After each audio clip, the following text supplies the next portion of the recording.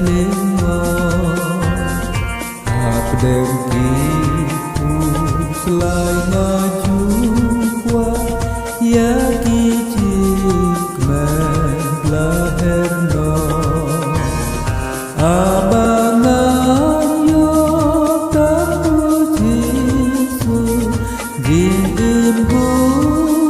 dengan sasyen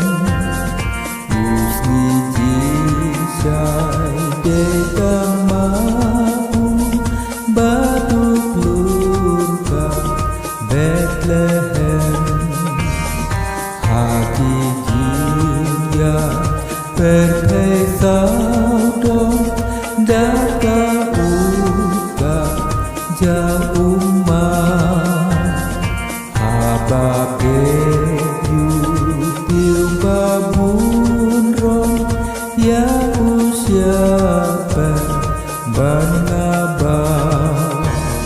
abang yo yuji sukodo kang ya umar we ngamong ulong tinggi lika bentor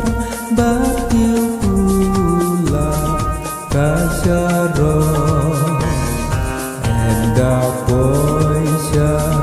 karimasuk ngansa apa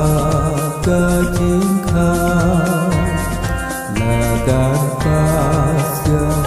kang uji su kedok nengkar sapiwa badu patno ruangan yaso anelu tidong hangga isu gordo kanggo